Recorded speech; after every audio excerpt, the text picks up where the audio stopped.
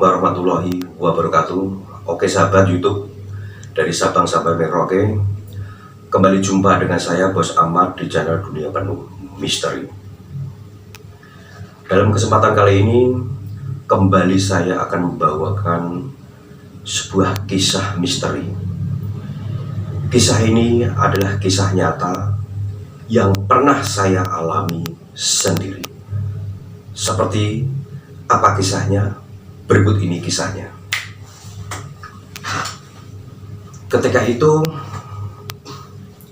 saya bersama dengan tetangga saya, anak muda, sebut saja namanya Krishna.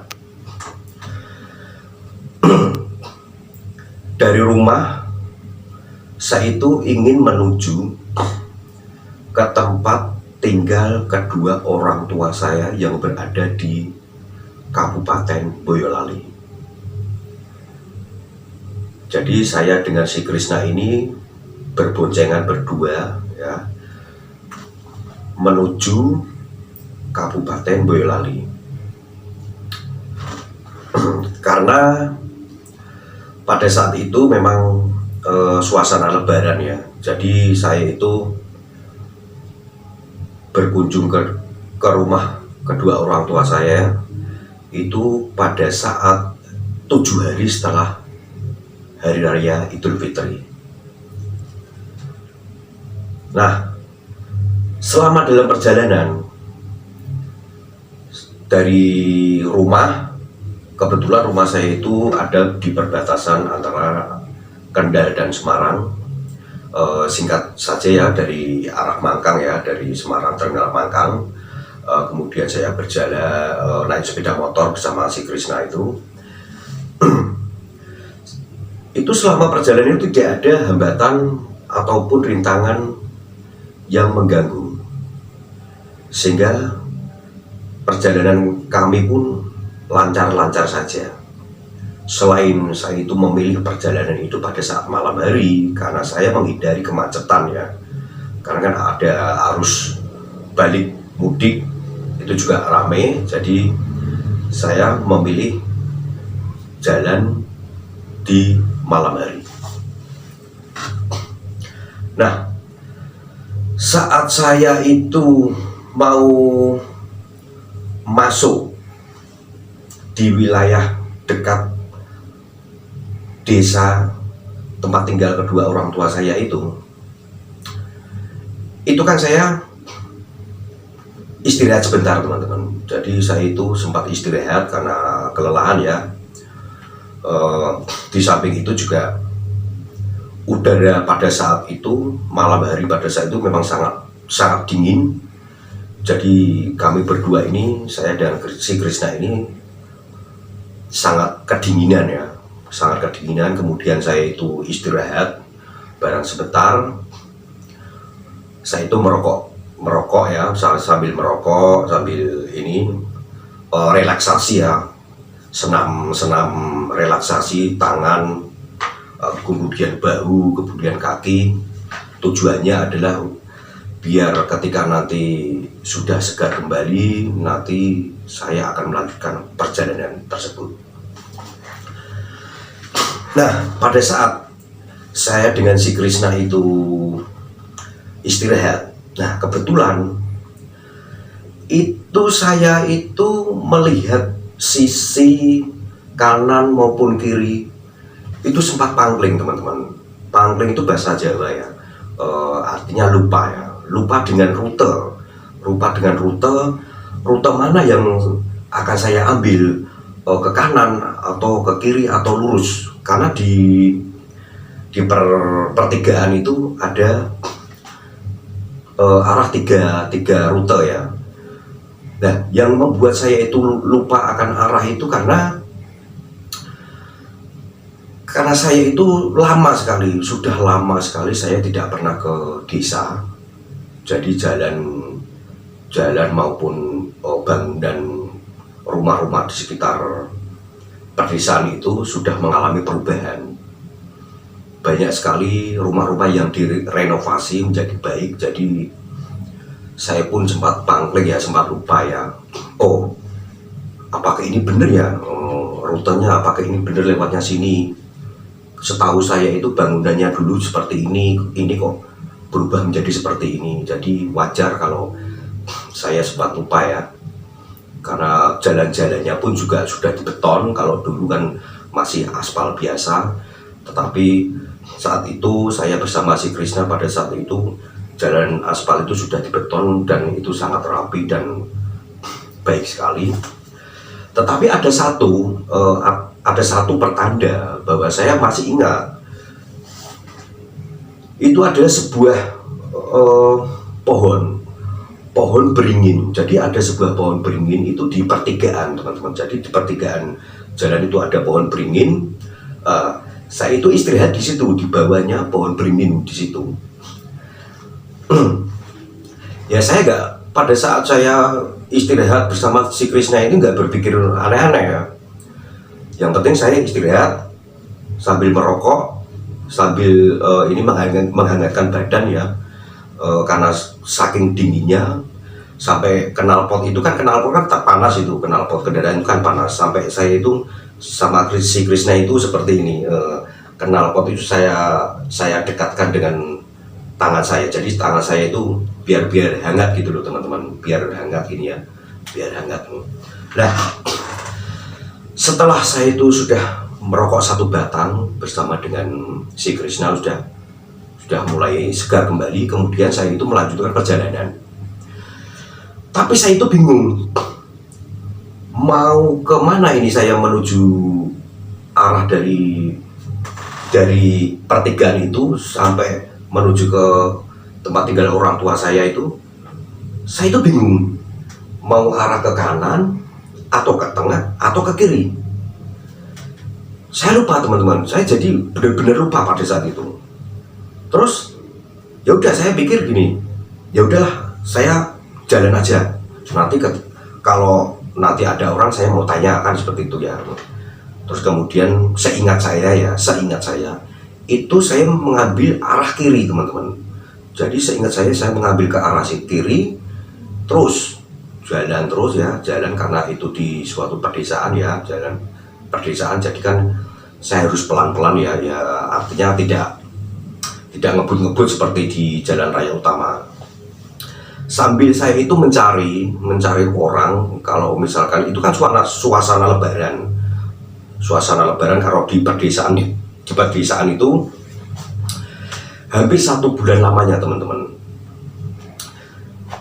Tentunya karena suasana lebaran di pedesaan itu hampir 1 bulan lamanya, itu masih rame ya, masih ada orang yang saling berkunjung, saling ini bertemu dengan saudara-saudara mereka di situ. Kan otomatis meskipun itu malam, tentunya kan ada orang yang nongkrong atau sekedar ronda atau gimana ya gitu.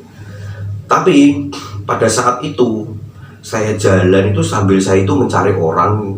Misalkan ada orang yang belum tidur, duduk-duduk di teras itu, saya mau samperin, terus saya mau tanya arah ke desa Plumbon teman-teman. Jadi desa kedua orang tua saya itu yang ada di Boyolali itu adalah namanya Desa Plumbon.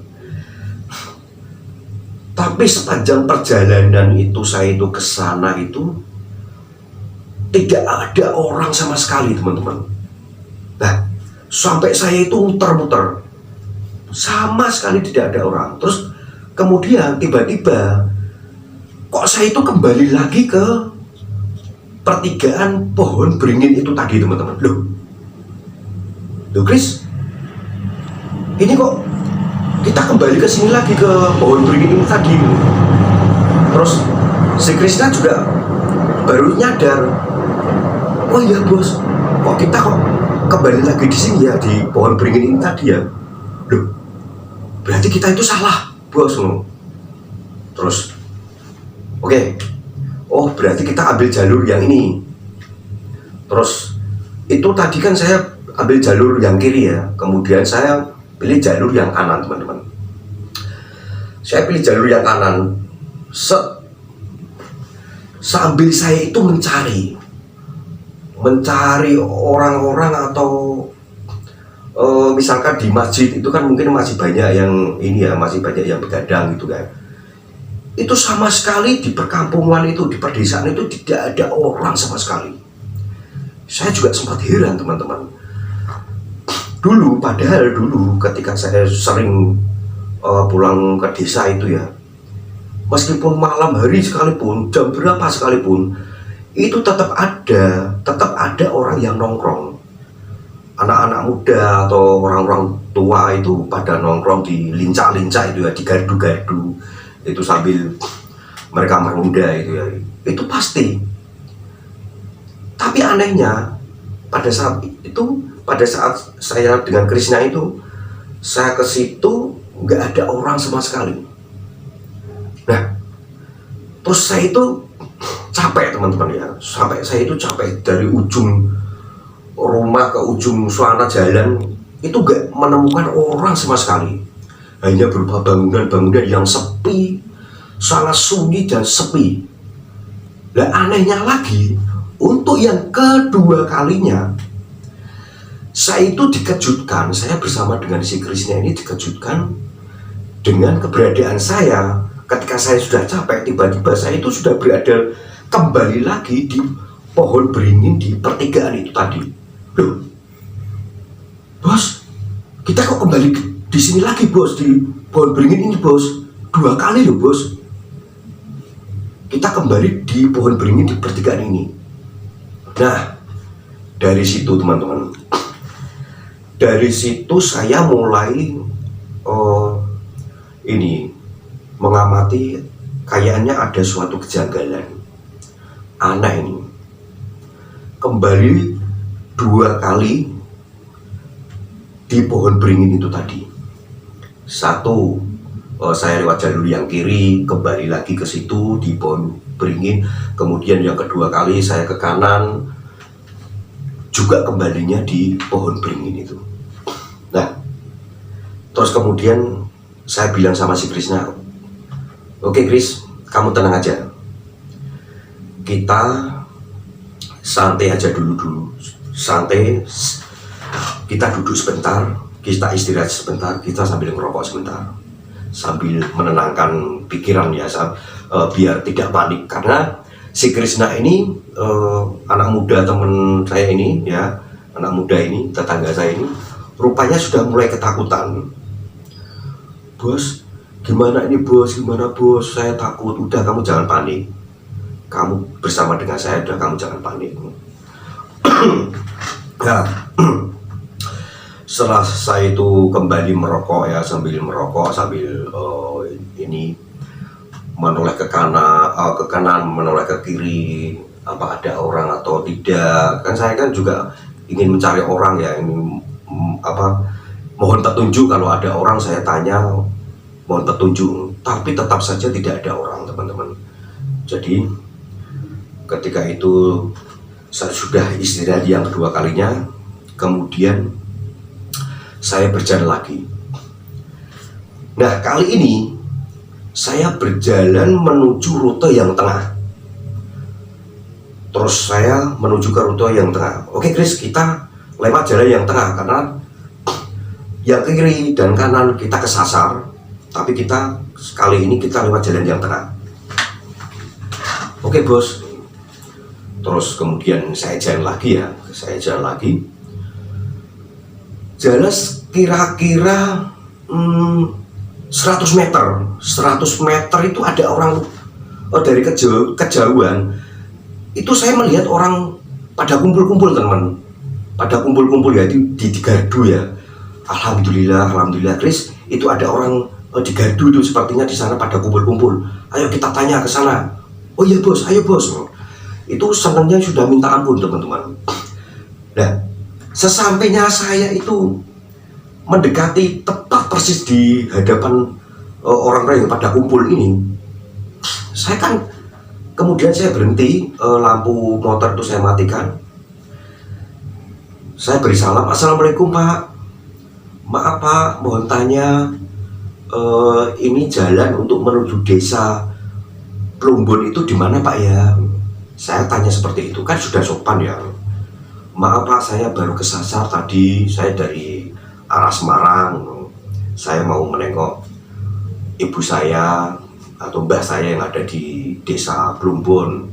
Saya sudah menerangkan seperti itu sama orang-orang yang ada di gardu itu. Itu banyak sekali itu pada kumpul di padang rokok, pada ini makan-makan makanan ringan ya, cemil-cemilan. Tapi anehnya, sungguh luar biasa sekali anehnya, dan ini nyata sekali teman-teman. Saya bertanya seperti itu, panjang lebar seperti itu. Anehnya, itu mereka semua itu tidak ada yang menjawab.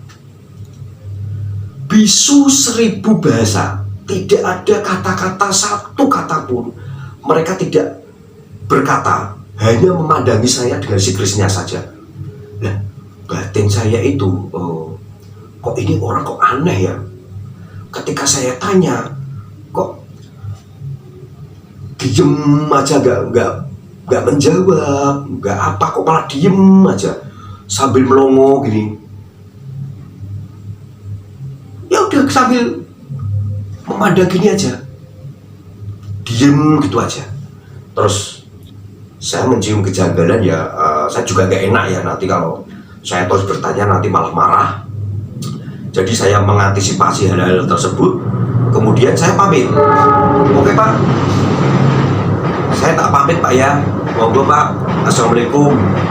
Ya tetap saja salam saya itu tidak dijawab teman-teman. Kemudian saya jalan lagi terus. Saya sama si Krishna ini sempat berpikir, loh kok aneh Mas Budi ya, kok aneh ya Bos Budi, kok aneh ya. Iya, saya gak habis pikir ya. Terus sambil masih jalan itu kami berdua ini saling bercakap, heran saja dengan kejadian yang tadi itu. Nah, pada saat itu di depan itu sebelah kanan jalan itu ada musola. Terus di depan musola ini, di teras musola ini ada semacam ini orang-orang yang berkumpul. Itu seperti santri, mereka memakai baju koko, memakai peci, memakai sarung, itu banyak sekali. Saya berpikir apa ini pondok pesantren pedesaan gitu. Udahlah, kebetulan saya samperin di situ. Setelah saya samperin di masjid itu ya, di masjid yang banyak santrinya itu, assalamualaikum. Saya bilang gitu, assalamualaikum. Tidak ada jawaban sama sekali teman-teman. Jadi meskipun saya itu sudah memberikan salam, karena mereka itu orang-orang yang notabene beragama Islam juga, tapi anehnya tidak ada yang menjawab salam teman-teman. Nah, saya kan semakin bingung lagi. Terus saya tanya lagi, gak ada orang yang menggubris saya dengan si Krishna. Bedanya kalau yang tadi di gardu itu tadi, mereka melihat saya, walaupun mereka itu tidak memberikan salam, tapi mereka hanya melongo seperti ini ya, melongo seperti tidak menjawab. Tapi kalau di masjid ini, mereka itu tidak menjawab, juga tidak melihat saya teman-teman. Sepertinya acuh gitu, kok dicuekin gitu. Apa mereka dengar ya? Kan harusnya dengar orang saya itu menjawab salam itu juga keras. Kok mereka dengan kegiatan mereka masing-masing, ada yang menimba air, ada yang bawa makanan, ada yang berlalu lalang seperti itulah. Tapi gak sama sekali saya itu dicuekin. Gak ada orang yang melihat saya, padahal sangat dekat sekali.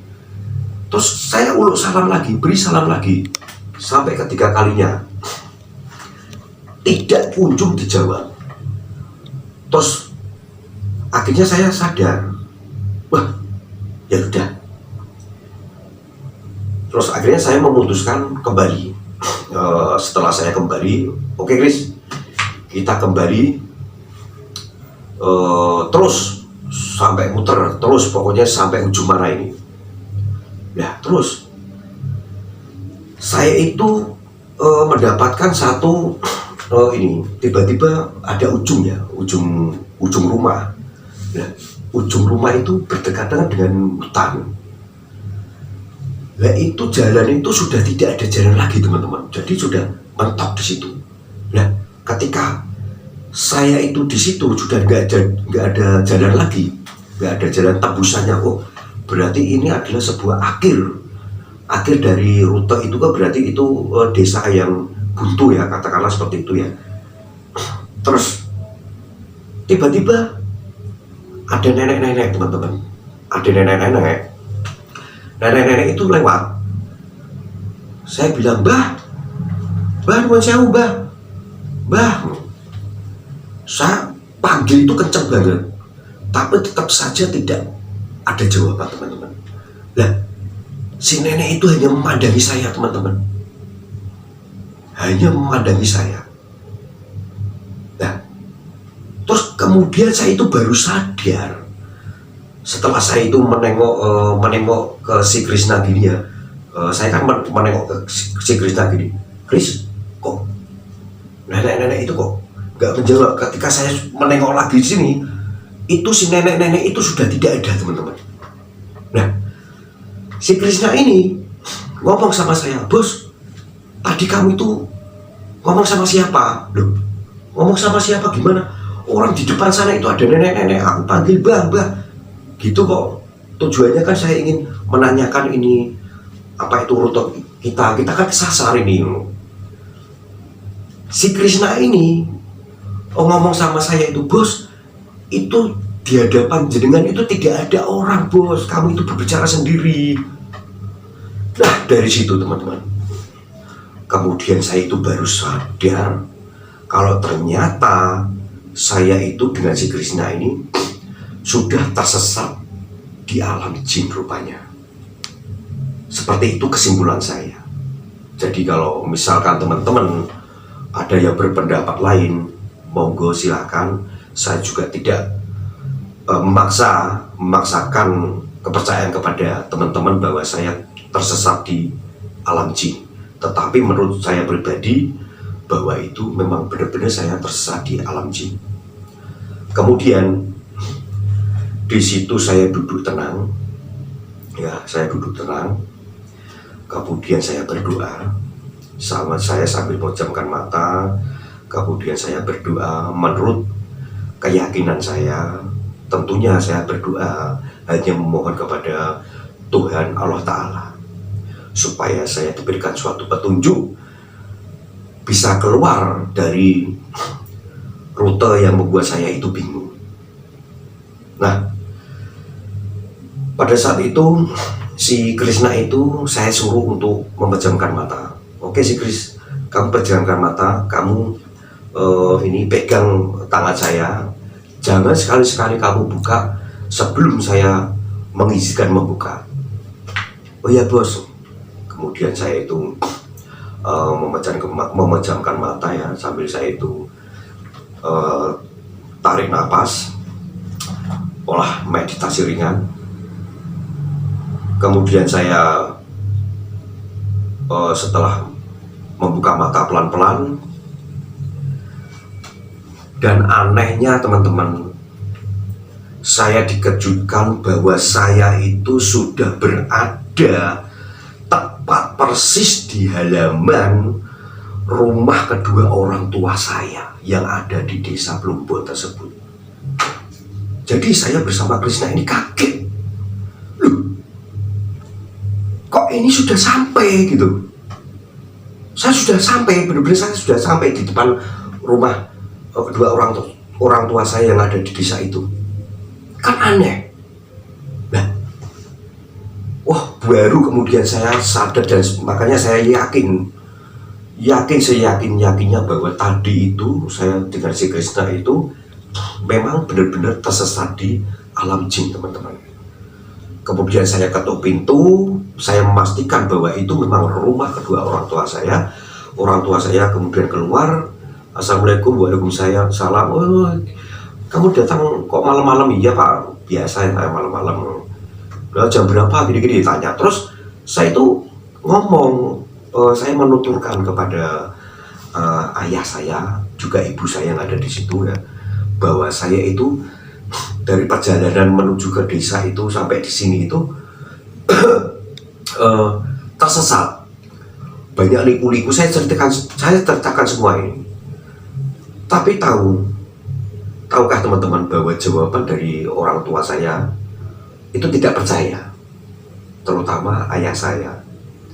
Ayah saya itu kan ayah angkat ya, jadi